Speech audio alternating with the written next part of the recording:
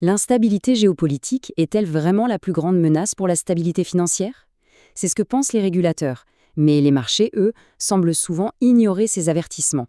Pour y voir plus clair, on va s'appuyer sur les travaux de Kern Alexander afin d'explorer ce paradoxe et de comprendre ce qu'il implique. On entend de plus en plus parler de polycrise, et ce terme résume assez bien le contexte actuel. On a une superposition de chocs, des conflits, des tensions commerciales. Selon l'analyse, cette accumulation d'événements met une pression absolument sans précédent sur la stabilité financière mondiale. Notre parcours va se faire en 4 temps. On va d'abord s'intéresser à l'inquiétude officielle des régulateurs, ensuite on verra la résilience assez surprenante des marchés, puis on tentera d'identifier les vraies clés de cette stabilité avant de finir sur les nouveaux risques et les défis à venir. Alors commençons par le commencement, la perspective des régulateurs. Ce que l'analyse de Kern Alexander montre, c'est qu'il y a un consensus assez net. Les grandes instances financières mondiales, que ce soit le FMI, la BRI ou les grandes banques centrales, sont toutes d'accord pour dire que le risque géopolitique est la menace numéro 1 pour la stabilité financière. Et concrètement, de quoi parle-t-on? Eh bien, les rapports officiels pointent plusieurs choses. Les conflits armés, bien sûr, mais aussi la fragmentation géopolitique, les cyberattaques, les régimes de sanctions ou encore les perturbations des chaînes d'approvisionnement. Chacun de ces éléments est vu comme un potentiel détonateur. Selon cette perspective réglementaire, ces chocs se propagent comment? Essentiellement via 3 canaux. D'abord, la volatilité des prix des matières premières. Ensuite, les flux de capitaux, qui peuvent s'arrêter net. Et enfin, l'exposition directe des grandes banques internationales aux zones de tension. Bon, ça, c'est la vision officielle. Mais maintenant, passons au contre-argument central de l'article, la réponse étonnamment résiliente des marchés, qui tranche radicalement avec cette inquiétude ambiante. L'article utile des exemples historiques assez frappants pour illustrer ce paradoxe. Prenez 1940. L'Allemagne envahit la France. On pourrait s'attendre à un effondrement. Et pourtant, la bourse de Londres a réagi de manière complètement contre-intuitive. Elle a enregistré une hausse substantielle. C'est un premier exemple de cette déconnexion. Et ce n'est pas un cas isolé, loin de là. Entre 1941 et 1945, en pleine Seconde Guerre mondiale, l'indice Dow Jones aux États-Unis a progressé de manière constante. Ces exemples suggèrent que les marchés financiers peuvent non seulement résister, mais parfois même prospérer dans des contextes géopolitiques extrêmes. Et cette tendance historique, on la retrouve encore aujourd'hui. L'analyse de Kern Alexander souligne que malgré les crises récentes, l'économie mondiale a tout de même connu une croissance de 3%, accompagnée de gains boursiers significatifs. Ce chiffre, évidemment, vient questionner la perception d'un risque direct et immédiat.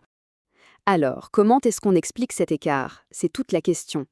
La troisième partie de l'analyse tente justement de décrypter les raisons de cette résilience, qui peut paraître surprenante. L'article de Kern Alexander avance 2 explications majeures. D'un côté, les réformes réglementaires post-crise de 2008, comme Bâle III, qui ont objectivement renforcé la solidité des banques. Et de l'autre, et c'est peut-être le point le plus important, l'intervention massive et sans précédent des États et des banques centrales. Pour bien illustrer l'impact de cette action politique et réglementaire, l'analyse se penche sur un cas très concret, celui de la résolution de Sberbank. Ce qui est crucial à comprendre dans ce cas, et c'est ce que l'article met en avant, c'est que la faillite de Sberbank Europe n'a pas été causée par une instabilité de marché ou une mauvaise gestion classique. Non, elle a été directement provoquée par une décision politique, les sanctions, qui a entraîné une panique bancaire. C'est l'illustration parfaite d'un risque où l'action de l'État est le déclencheur direct. Et quand on parle d'intervention étatique, l'ampleur est considérable.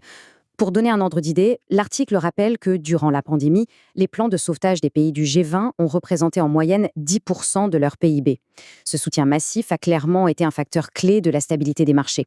Allez, on aborde la dernière partie de cette analyse en se tournant vers l'avenir pour identifier les nouveaux canaux de risque et les menaces émergentes. L'article attire particulièrement l'attention sur les institutions financières non bancaires, les IFNB. On parle ici des fonds d'investissement, des assureurs. À cause de leur effet de levier et d'une surveillance réglementaire plus souple, ils sont considérés comme de potentiels amplificateurs de risques systémiques. En parallèle, de nouveaux vecteurs de risque prennent de l'ampleur. Les cyberattaques et l'intelligence artificielle, qui sont de plus en plus liées aux conflits géopolitiques, représentent une menace directe pour les infrastructures critiques du système financier. Tout ça nous amène finalement à la question fondamentale que soulève cette analyse. Ce modèle, qui repose sur des interventions massives des États et des banques centrales pour amortir chaque choc, est-il vraiment viable sur le long terme? Et la conclusion de l'analyse, la voici.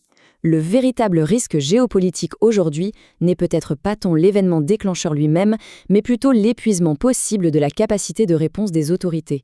La vraie question, c'est de savoir si, lors de la prochaine crise, ce fameux filet de sécurité étatique sera toujours disponible. Car si ce n'est pas le cas, les marchés pourraient bien, cette fois, devoir faire face seuls à une correction majeure.